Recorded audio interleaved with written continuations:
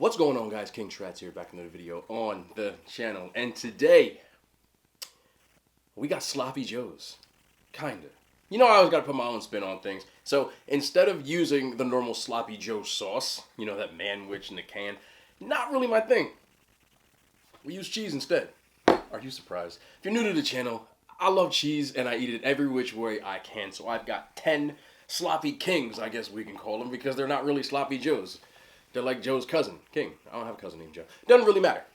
Over here we got disco fries. If you're not familiar with what disco fries are, they're a New Jersey staple. Here we have a big diner culture. I'm not sure, but I believe New Jersey has the most diners of any state in the United States. I think that's still kind of the thing.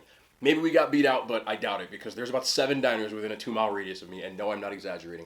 Every place in New Jersey, every city, town, township, whatever you want to call it, has a diner, a spot.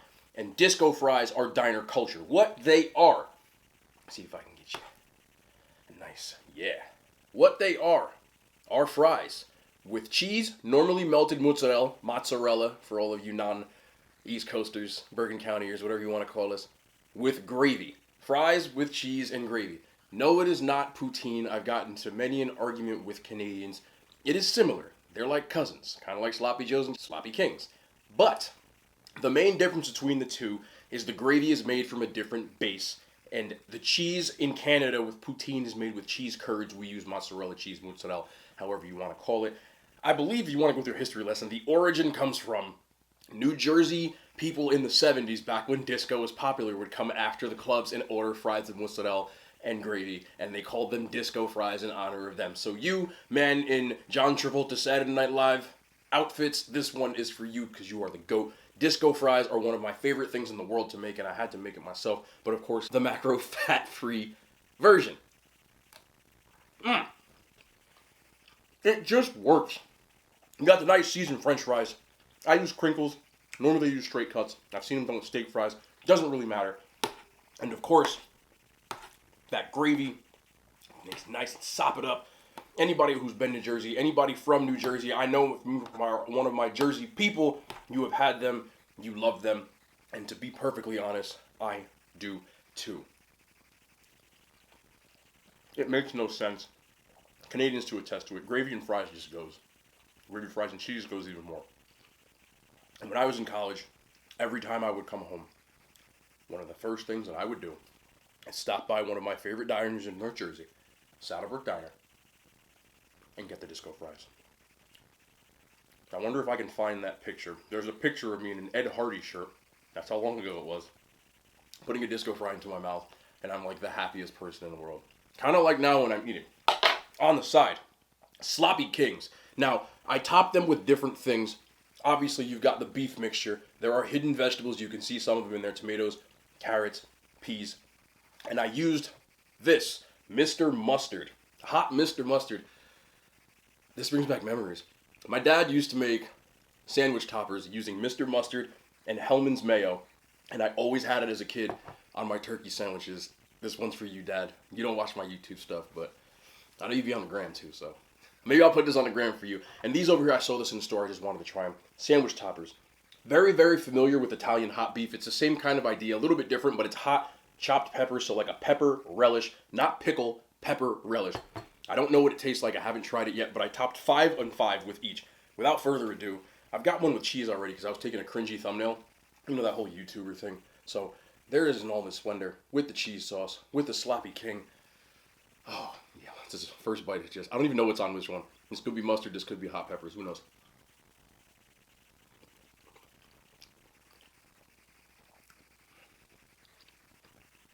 It's that pepper. Oh. If you don't know, these are all on Martin's potato rolls. They are the greatest roll in the history of any roll. I don't care what anybody says.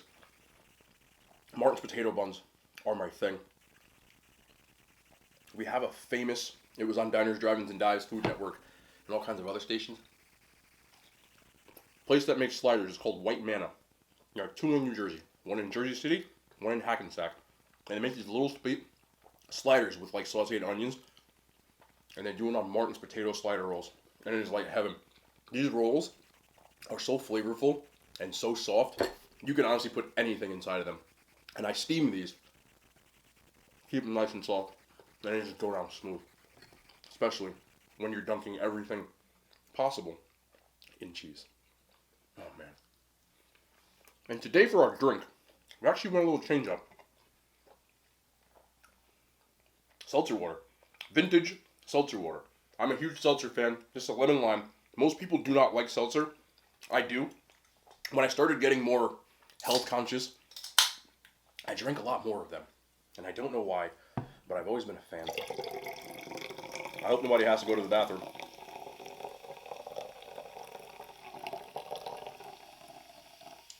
That's like the ASMR stuff, right? But I just grew to love them. I don't like water, but I will drink seltzer. I have a case of like 40 in my fridge right now because I found them on sale.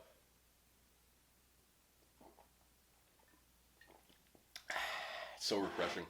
I know so many people are watching this going, I know you don't drink that stuff. I do. But I don't like water. Go figure. But I still do drink a gallon of water a day. Let me see if I can find one with that Mr. Mustard on there. That's Mr. Mustard. I can taste it. That's the one. So here we go. Sloppy King. You see the veggies right here. You gotta hide your veggies when you eat one meal a day. It's the only way to do it. Can't really taste them. Does have a little bit of sweetness to it. With that spicy mustard. Mustard's one of those things that I actually enjoy on a burger. That is a flat out lie. I've never really put mustard on a burger, but I wanted to try it. I was gonna make hot dogs. That's why I originally bought it. But all you Gen Zers, when I eat hot dogs, flood my comment section with Glizzy Goblin and Glizzy this and that. Yeah, I'm 30, bro. Like, I don't care about all that stuff. I'm too old, and I'm not, I understand what you're alluding to. And I'm here to tell you, we don't care. We don't care. I don't. But I feel y'all. I used to do stuff like that when I was a kid, too. There was a thing when we were kids that you couldn't drink Mountain Dew. I'm dead serious. Because it had yellow 5 in it, which it does have yellow 5. That gravy is just out of bounds, man. Out of bounds. You can see it just glistening. Yellow 5, because it reduced your count of the stuff that males make to reproductive. I don't want to say it. You get what I'm saying? When you reproduce that stuff, it lowers the count of those. So anytime someone would go to like a Taco Bell or McDonald's with the crew, and they would drink Mountain Dew, or like, stop at the deli, you'd be like, oh, you drink Mountain Dew, that stuff lowers your... I get it. I get the humor. It doesn't. But we did stuff like that too.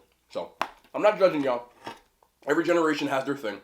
I can only go by my generation. I'm a 90s kid. And that was our thing. I don't even know if that was like a worldwide thing. Or if it was just us. But we did it. I eat hot dogs, bro. I'm sorry. They taste delicious. It's not a male organ. It's not. It's not. It is a sausage made with all beef, the ones I eat. Or sometimes turkey. Which one is this? No, this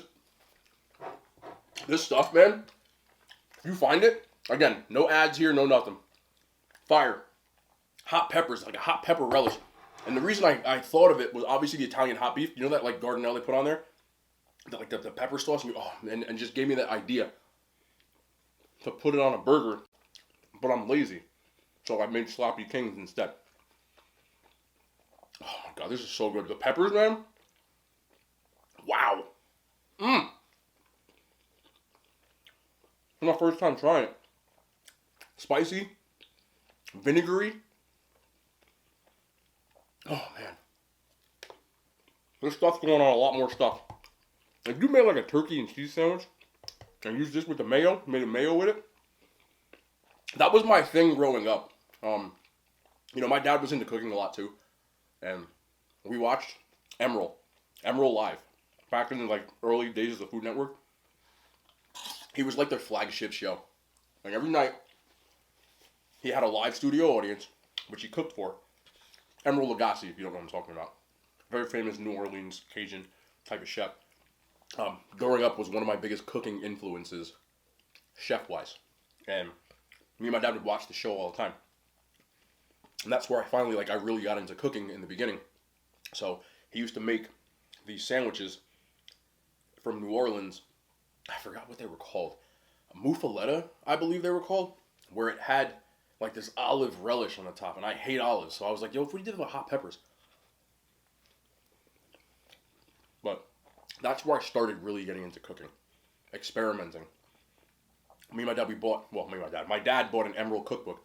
That pepper relish is unreal, dude. Every time I bite it, it's like... So, we started making all the stuff in there.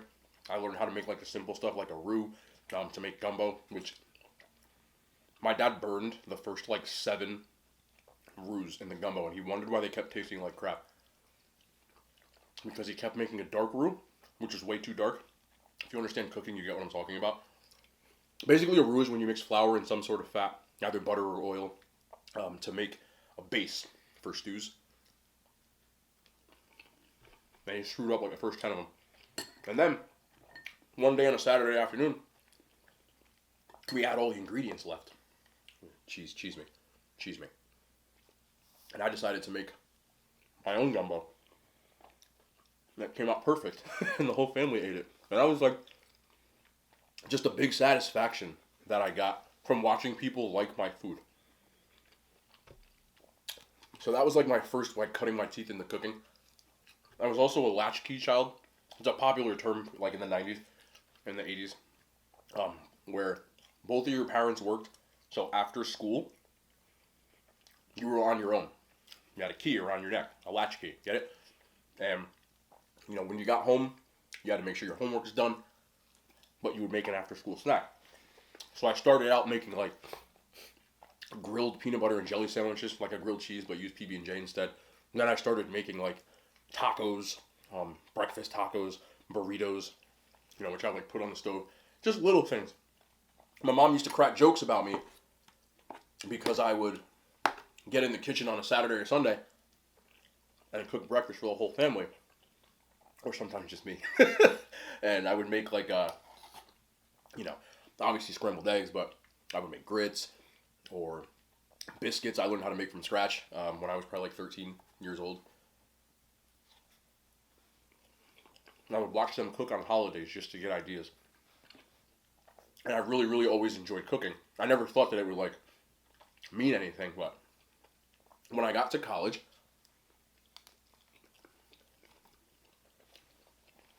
when my playing career was winding down to an end, I started to experiment in the kitchen a lot. And one of the first things that I did was, we couldn't go home for Thanksgiving my senior year because we were playing. And the season was still going. So I made Thanksgiving dinner for myself. And, I had a girlfriend at the time, and I let her try it. And then I would start cooking for her, on the weekends, experimenting, writing different recipes down. A lot of fried stuff, crab cakes, fried chicken I got really good at making. And then I got really fat because of all my cooking, and I wasn't an athlete anymore. So that's kind of the backstory. Then, when I came home from school, I moved back into my parents' house. And I was looking for work with my degrees, and I couldn't find work for probably the first 6 months. And I was really upset about it. But one of the things that would make me feel better was, because I didn't feel like such a freeloader when I got home, I would cook for my family. My mom and dad, when they would come home, I would have dinner ready, the house clean, just kind of make their lives a little easier until I could stop being such a deadbeat. In my eyes. I wasn't, but I felt bad that I wasn't working yet. So, again, I started experimenting, making different chicken dishes, pasta dishes, oxtails I learned how to make, which is West Indian cooking. And, again, I got fat. And then, wow, I'm telling you the whole story of my cooking background. Obviously in college as well, to bring you to the foodie aspect, the Food Network took off in popularity because of Diners, Drive-Ins, and Dives, the show, Guy Fieri. And the Travel Channel had a show with now the late, I'm sorry, this is my dude, Tony Bourdain.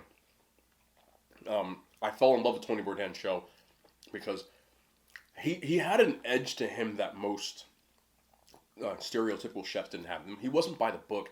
He did things his own way. And he was about going to different countries, and he called the show No Reservations. He was about going to different countries and going where the locals go. No reservations. I'm not going to these fancy restaurants, I'm going to people's houses, I'm breaking bread, learning how the locals eat, and that is what I became all about. You pair that in with Diners, Drive-Ins, and Dives, and of course, Man vs. Food, which was my other favorite show with Adam Richman. And here I am, guy who likes eating large meals and likes to try different foods, cuisines, go to food truck fairs, which I'm bringing into the channel now. It was something that I did a long time ago too, and visit different restaurants, which I was doing with lifting weights and cleaning plates, visiting different restaurants, but obviously now with the quarantine, we had to adapt. So, about 4 years ago, I said this before, but I had a house fire. And at that point, I was really fit again. Eating clean, 6 meals a day, that kind of stuff. But once my house burned down, I was living in hotels with my puppy at the point, which is now my 6-year-old pit bull. I don't know if I'm boring you guys, but this is the story. People do ask. And I had no access to a stove at all. I didn't want to bother my family. I'm the type of person, I don't like to impose. I'm sure they would have let me come back, but by that point, I was moved out of my house and my room didn't exist. So I wasn't just going to go sleep on the couch. So I slept in hotels with my dog. And I didn't really have access to a stove on a daily basis, so I was eating a lot of takeout. And because of my situation, I wasn't working out as much, but I was eating whatever takeout I could find. And I gained a ton of weight. And that lasted about almost 2 years, 1.5 years, 18 months. Yeah, about 18 months. Where I had went from, I was about 220 pounds, somewhere give or take, all the way up to 280 pounds.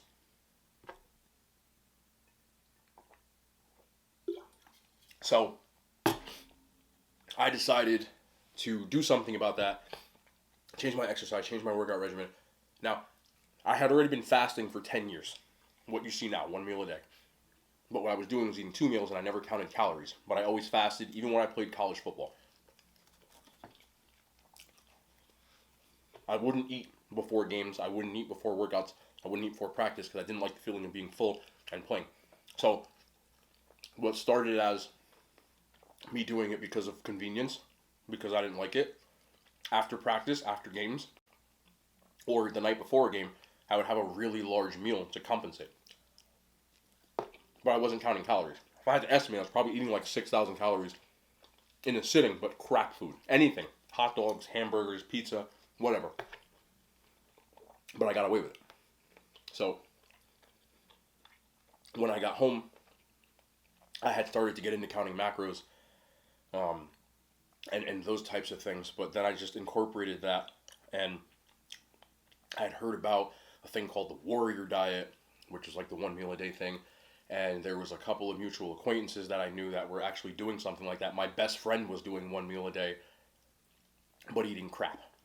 So I kind of just married the two, and, there were other people around me, literally, people at my gym, that were doing it, and I met a community of people online that were doing it at the same time, so I got into it, experimenting with different food like you see, trying to figure out how to get my nutrients in meals that looked not necessarily the healthiest, but I could enjoy.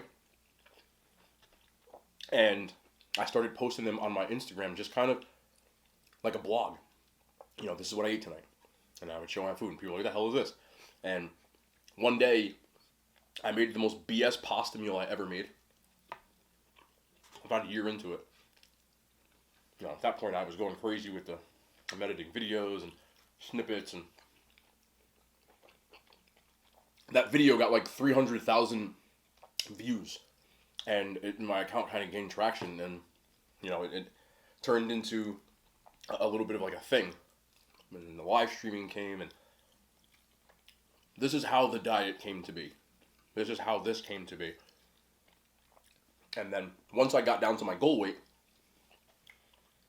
I knew I always wanted to do more of a foodie type of thing too, trying different types of food. So I started to incorporate the, fast food that you see,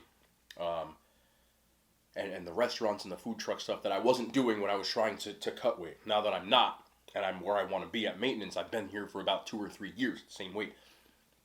So that's what you see today. I was doing that on Instagram. I didn't like live streaming at that point because it got toxic.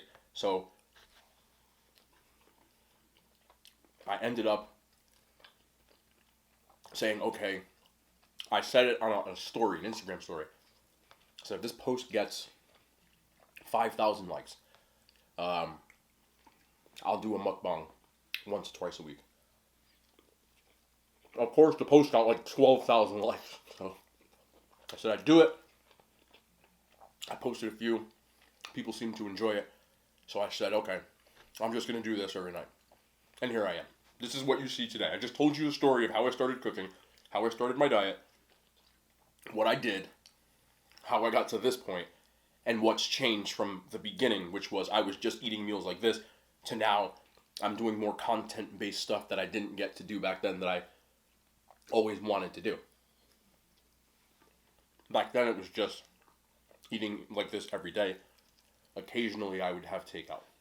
Whereas now I'm eating takeout like 3 times a week, sometimes 4. Because I've become more of a content creator than just I eat food. Which has its up and its downsides. And I do enjoy the foodie stuff. But videos like this don't get the views or the traction that the other ones do. And if I'm going to do things like buy new cameras, I have to appease the masses too. So it's a balance between the two. People like these story videos, and some people just like the fast food stuff. And it's kind of similar to some people I know who run fitness accounts, women in particular, where I have a friend who she posts the stuff she wants to post. The stuff where it's creative stuff, it's fitness stuff, it's things where it's something that she really enjoys doing, and it doesn't really get much engagement. The next picture that she posts or video is a video of her ass, and it has a ton of likes. So it becomes a balancing act. And I completely understand that. Would I eat fast food as much as I do? Probably not. I do admit it's convenient, and it's easier than having to sit and cook because you just press a button and an app and they're here. But I probably wouldn't do it as much, to be honest. But I do like the food, so it's not like that bad. But I don't want people to think that you just have to sit here and eat fast food and you can be in shape, because that's absolutely not true. If you noticed in most of my fast food meals at this point, I don't finish the food. Excuse me. And that's for a reason. 1, because it'd be extremely bad for me to do so. And 2, because I don't want you to see me eating food like that. The next time I have a fast food meal, which is going to be large, that I finish, will be if/when I hit 10,000 subscribers. Someone pointed it out to me today. I think I'm like 400 away or somewhere like that. So it's coming, which means I'm going to eat 10,000 calories of fast food. I've already eaten 15 on camera, but I guess it fits with the milestone. So, all in all, that's where I am now. I am enjoying making content. I'm enjoying introducing new content. With this camera, it allows me to do more stuff. The food truck thing, for example, people really like that, and I'm glad you did, because I love food truck festivals. I'm a foodie at heart. So that's the only thing I can do now where I get to eat out. Because you can't go inside restaurants right now in New Jersey. Very limited capacity. They definitely wouldn't let me back in the kitchen for health reasons, and I get that. So that's what I was doing originally when I would do, like, I did a YouTube thing called Lifting Weights and Cleaning Plates. If you go back far enough, I only did like maybe 3 episodes. I neglected my YouTube channel for years. When I started posting regularly, I was probably somewhere around like 1,000 or 2,000 subscribers, and now we're getting closer to 10 that I've been doing this for almost 2 months. And I'm grateful, but I want to bring that foodie stuff back. So the food truck thing, right now with the distancing, is one of the best things that I can do to do that. Sort of do it like a vlog like I did. And I'm glad you guys liked it, because there will be more of that coming. I'll tell you, the people who are watching these videos this long, there is another food truck festival on November 1st, I believe. And I will definitely 100% be at that one if you live in the area. I will put something out on social media for sure, but if you live in the area, come down, enjoy the food. Let me know you're there. We can meet up and, kind of chop it up a little bit. So, obviously, if you're in the area, like if you're in California, you're SOL, or across the globe. But that's where we are, as I casually polish off 10 sliders and a pound of french fries. But I need to top this off. I just missed it. Did you want to see that? This episode, this mukbang, kind of became a state of the union of where I am with my eating, where my diet started, and where I'm going. But I'm definitely in the YouTube thing for the long haul. There are a lot of you out there that are regular viewers. You comment on every single video I make, which, that's amazing. I know it sounds corny, but that is amazing. And I have a couple of friends that do have hundreds of thousands of subscribers, and, I don't want to shout anybody out and things like that. I kind of keep that stuff to, I don't ask them questions about the YouTube channel, but one of the things they did tell me, or somebody was asking them, and they were like, dude, if you get 1,000 views on a video, if you get 20 views on a video, that's 20 people that watched you. So I'm extremely grateful. My Instagram is obviously a much bigger account than this one at the moment. Ironically, the people I know that have hundreds of thousands of subscribers or 100,000 subscribers on YouTube, I have way more engagement on my Instagram than they do. And they're having the same thing where they're like, check my Instagram out. So I understand how that works. I'm not, because someone did comment once that, why do you only have this amount and then you have this over here? YouTube's not whatever. I like YouTube. I watch YouTube. I've been watching YouTube for years. I just never made content on it. Just like people who have Instagram or have TikTok or that don't make content. But, the channel, for me, I think it's great. I think it's doing well, and I think there are people out there who literally, like, I see you guys, I comment, I write back. A lot of you watch every single day, man. That's, to me, I have YouTubers that, mainly FIFA, to be honest. I don't watch a lot of food YouTube. That I watch regularly. When I wake up, I turn on the YouTube for their daily uploads. And that's kind of why I started doing daily uploads. I know a lot of food YouTubers especially, they don't do daily. It's usually like some once a week, some once a month, some once every other day. But I eat like this every day, so I do have more of a little bit of flexibility where I know that these videos don't get the views or the engagement of when I go to Taco Bell or McDonald's. Or if I look on my engagement history of my top 20 videos, I would say like probably 17 of them are from food I order, or the food truck thing is high up there as far as like, first 24 hours and stuff like that. I don't really look at numbers and things, but the only reason I do is to see what you guys want to see. And there are a handful of you that say you enjoy these videos better, and that's cool because I like to sit here and talk. But sometimes you got to do things for the masses too. These were really, really good. So, we'll still have a couple of these a week. What's tomorrow? Thursday? I'll probably be eating crap tomorrow. And when the weekend comes, to toss up maybe new stuff to review. A lot of people watch the donuts review. I love doing food reviews. Like I said, that's where I started with my content. So, we'll be doing all of that. So that was a state of the union of where I'm at, where I intend to go, and kind of what's up. Personal life, business is really, really crazy right now. It's taking up a lot of my time, but it's going really well. We're at the point where we're going to have to start turning people away. and we've done no advertising yet. I haven't talked about the brand on here. I haven't advertised in real life anywhere. It's just existing people that I work with, and I have some online clients that I do outside of that. Well, it's been a blessing, especially since we couldn't work for the majority of this year due to the restrictions. Let me top this off.